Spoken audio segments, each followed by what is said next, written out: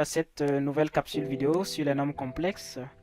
Et dans cette capsule, nous allons voir le dernier module, le module 4, qui concerne la caractérisation d'ensemble de points et les transformations du plan. Sans tarder, nous allons commencer par le premier point de ce module, à savoir la caractérisation d'ensemble de points.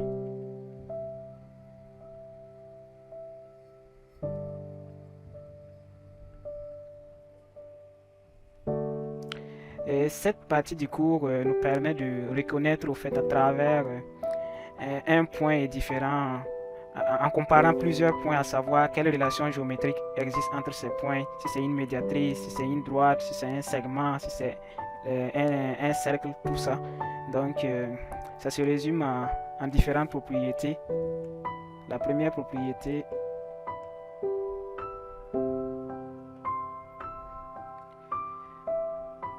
d'abord nous allons considérer un point M, soit M, l'ensemble des points d'affixe Z tel que le premier cas ici, module de Z moins module de Z A égale à module de Z moins module de ZB. Ça implique quoi? Ça implique que l'ensemble M, on va le mettre comme ça, M comme ça, entre parenthèses, est la médiatrice du segment AB.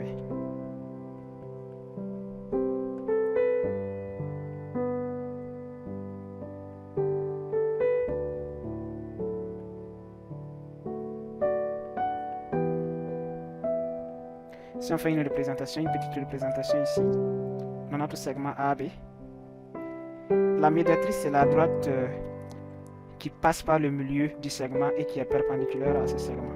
Donc ici. Donc tous les points M qui représentent cette médiatrice, si on prend n'importe quelle distance, ça veut dire on prend de là à là, de là à là, on prend un Z ici, on voit que la distance ici est égale à la distance. La distance, on va nommer ici C. AC sera toujours égal à CB. Parce que quel que soit le point qu'on va prendre dans la médiatrice, on aura toujours la même distance qui sépare la médiatrice avec le point A et la médiatrice avec le point B. Donc c'est pour ça que si le module de Z moins le module de ZA est égal au module de Z moins module de ZB, c'est pour cela si le module de Z moins ZA égale au module de Z moins ZB, alors l'ensemble, tous les points, puisqu'on part d'ensemble ici, M peut se situer n'importe où dans cette médiatrice, est la médiatrice du segment AB. La deuxième propriété,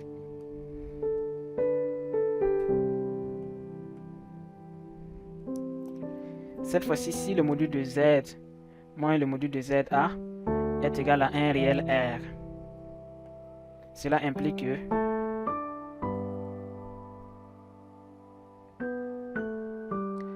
l'ensemble M est le cercle de centre A et de rayon R. Là aussi on fait une petite représentation ici. Supposons qu'on a nos axes comme ça. Et si on a le point A qui est ici, vu que le module de Z moins Z est égal à R, peu importe le point qu'on va prendre M, si on prend M ici,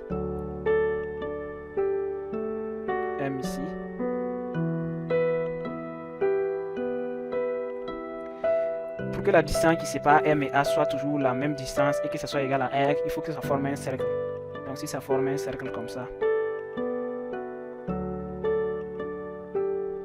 on aura toujours la même distance R ici, la même distance R ici, la même distance R ici, la même distance R. Donc il faut nécessairement que ça soit un cercle.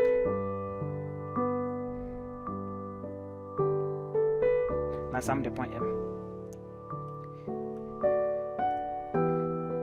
Et la troisième propriété,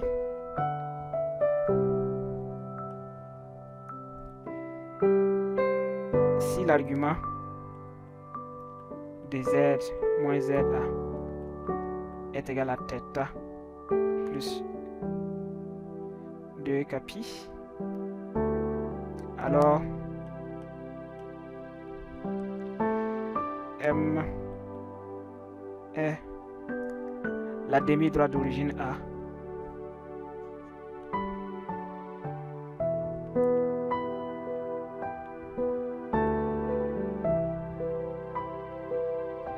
D'origine A dirigée par le vecteur W.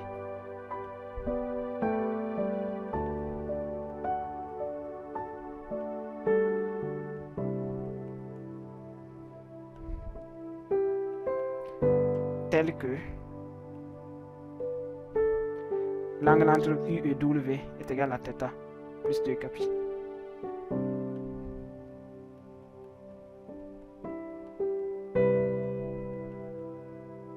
Bon, ça semble un peu ambigu. Avec la représentation, vous allez voir davantage, vous allez mieux comprendre. Si on fait une représentation ici,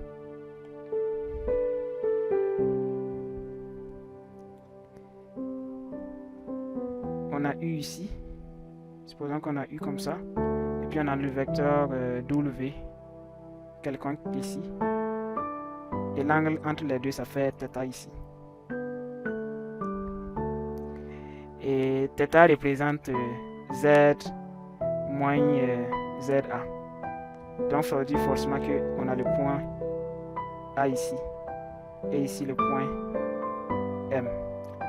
Quand on regarde ici, AM, ce n'est rien d'autre que la demi-droite au fait d'origine A. Ça veut dire la droite commence ici.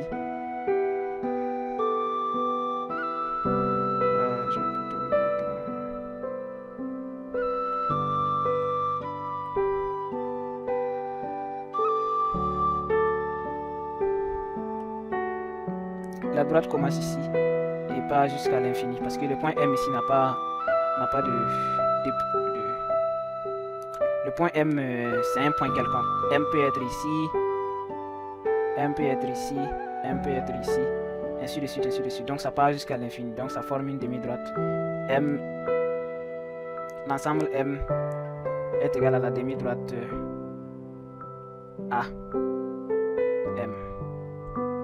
Demi-droite, donc c'est comme un segment, moitié droite. Donc c'est pour ça qu'on dit que c'est une demi-droite.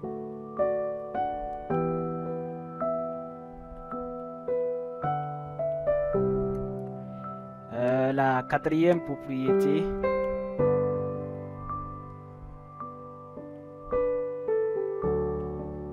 si on a le module, si on a Z moins ZB, le quotient sur Z moins ZA, un réel,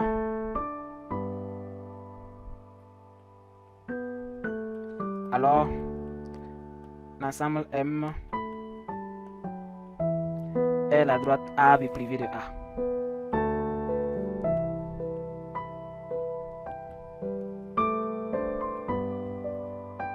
Pourquoi privé de A? Je vous laisse imaginer. Privé de A ici, c'est très important parce que ici, A est au dominateur. Dominateur, on ne peut pas diviser par 0. Si on divise par 0 ici, ça veut dire Z doit être différent de ZA. Ça ne doit pas être... parce que si Z égale à ZA, ça va donner Z moins ZB sur 0. Or, un nombre sur 0, ça n'existe pas. C'est pas possible en tout cas, dans notre cas.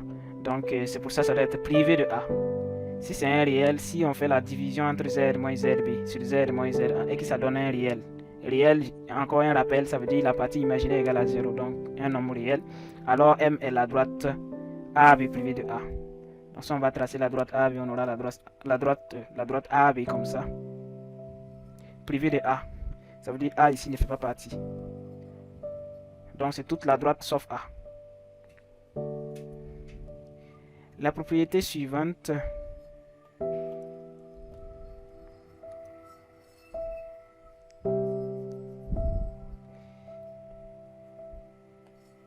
si on a Z moins z de b divisé par z moins z de a. Réel strictement négatif. Réel strictement négatif, ça veut dire inférieur à 0. Cela implique que m est le segment AB privé de A et de B.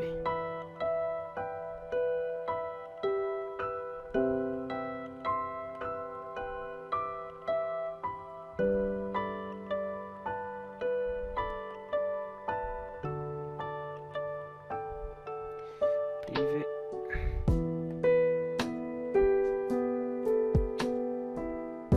Ici encore c'est très important, privé de A et de B. Privé de A parce que Z doit être différent de ZA. Sinon on aura réel sur 0, ce qui n'existe pas. Ensuite, privé de B, pourquoi? Car ici notre Z moins ZB sur le tout doit être différent de 0. Donc c'est pour ça. Si le tout est différent de 0, ça veut dire que le numérateur ne doit pas être égal à 0. Si on trace ça ici, on a le segment AB, comme ça, le segment privé de A et de B. Donc privé de A et privé de B. Donc ça sera comme un segment comme ça.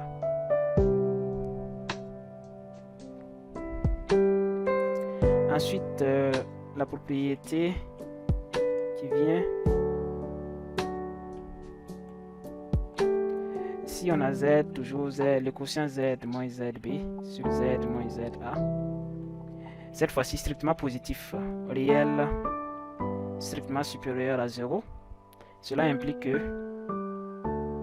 l'ensemble M est la droite AB.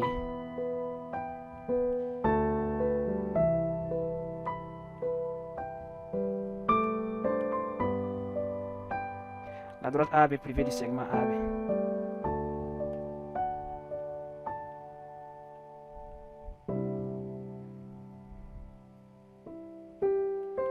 Là ici, les raisons pour lesquelles ça doit être privé de AB, segment AB, c'est toujours la même raison que la propriété précédente. Si on trace ici, on aura ici la droite AB. Ça veut dire que c'est la droite AB privée du segment AB. Ça veut dire que ça fait pas partie. Donc c'est cette droite. Si on va faire genre comme une représentation, c'est vrai que c'est pas, ça se fait pas, mais c'est une représentation qui sera un petit peu pareille comme ça. Ça veut dire la droite AB privée du segment AB. Donc tout ce qui est ici c'est bon, c'est correct, c'est correct. Mais le segment AB n'est pas inclus là-dedans. Ok, nous passons à la propriété qui suit.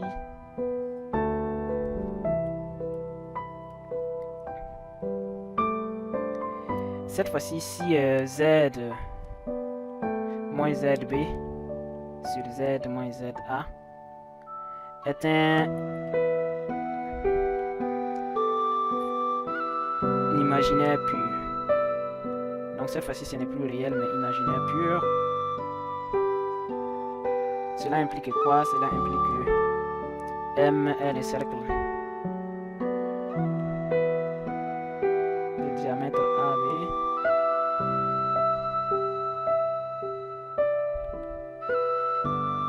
privé bien sûr de A et de B pour la même raison.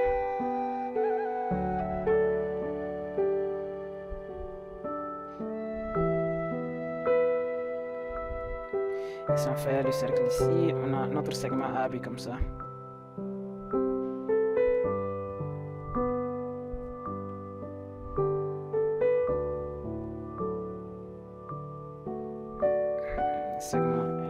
Le cercle.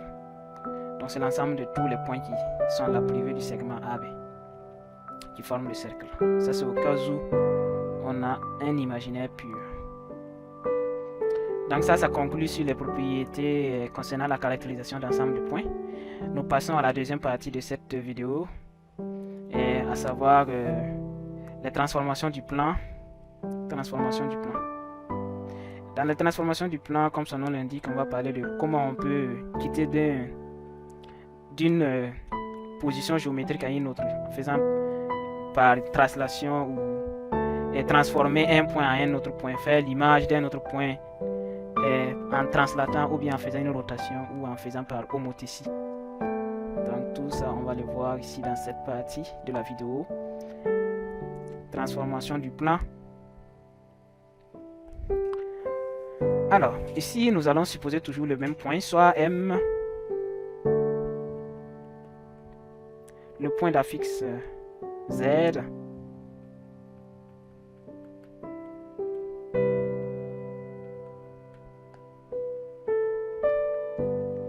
et M',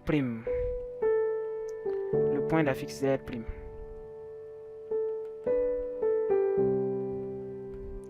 Z'. Ok. On commence par la première transformation.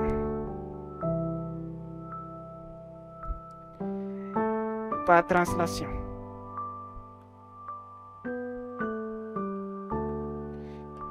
M' est l'image de M par translation. Ça veut dire par translation ici, supposons qu'on a le point M qui est ici.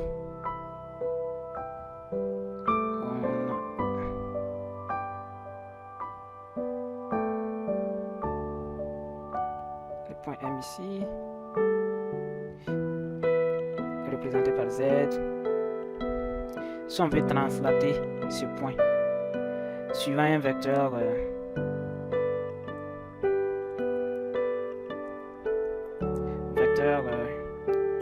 U, non W, vecteur W. Si on veut faire la translation de ce point suivant un vecteur W, supposons le vecteur W c'est ici.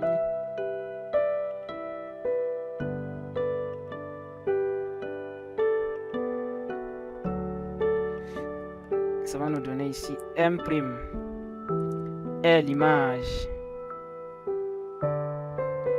de M par la translation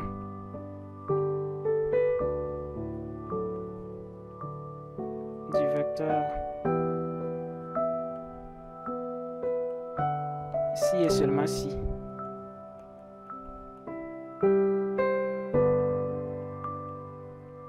Z'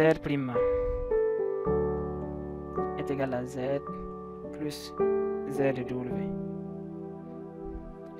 Si on a W ici,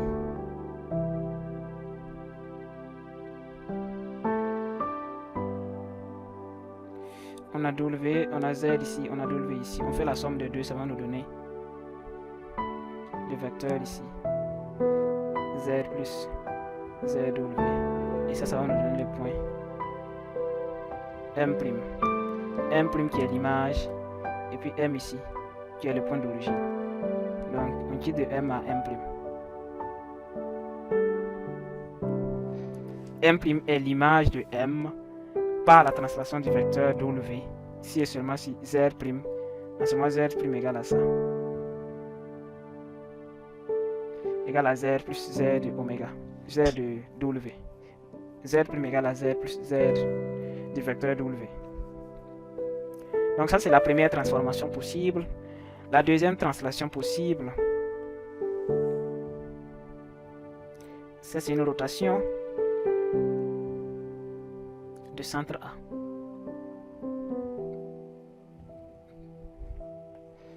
On dit ici M' est l'image de M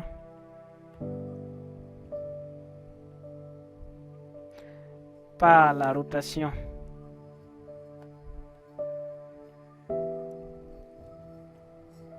de centre A et d'angle θ si et seulement si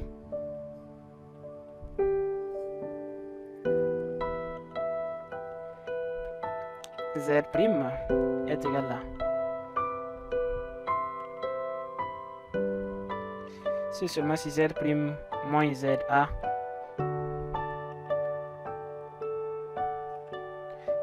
si seulement si Z' moins ZA est égal à S pour Iθ fois Z moins ZA.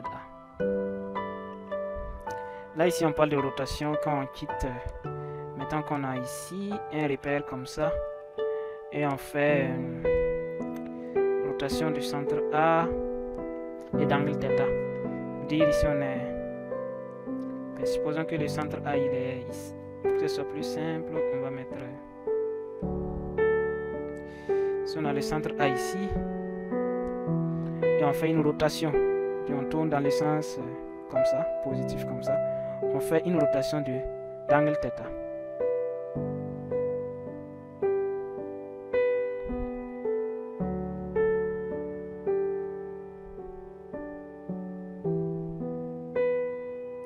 Là ici, on a M ici, ici on sera à M'. Ça veut dire on a quitté de M, on quitte de M à M' ici, à partir de ce centre et de cet angle θ. Donc c'est tout simplement ça, une rotation. Donc c'est ça. Et la troisième propriété,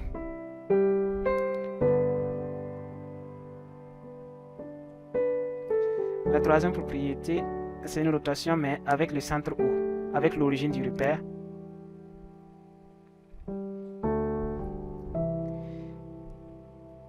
Rotation du centre O. C'est la même propriété que la propriété précédente, sauf que ici c'est le centre O, ça veut dire que Z de A égale à 0. Donc si c'est le centre O, si A correspond au centre O, ça veut dire A correspond à l'origine, donc A égale à 0, Z de A égale à 0. Si on fait Z de A égale à 0, partout, ça va nous laisser. Mais si on prend la même propriété ici que la précédente, on avait que Z moins Z de A égale à S pour I θ, Z moins Z de A. Si ça c'est égal à 0, donc ici ça va nous donner 0 aussi, ce qui va donner finalement Z' égale à S pour I θ fois Z. Donc ici, on va dire tout simplement que M' est l'image de M par la rotation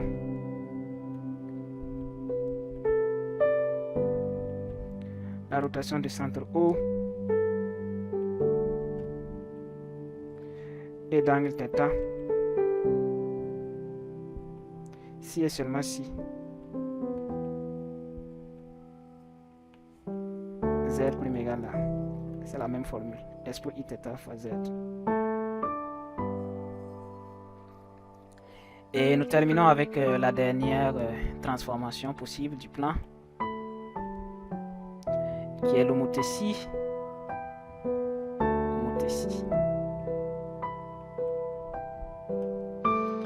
Ici M', on dit que M' est l'image de M par homothétie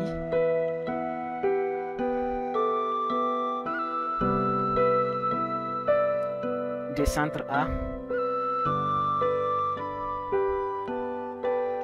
et de rapport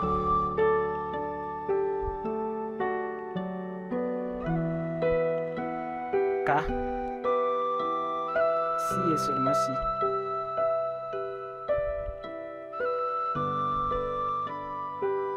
ça c'est vraiment une transformation plus théorique avec un incluant des rapports et puis des centres.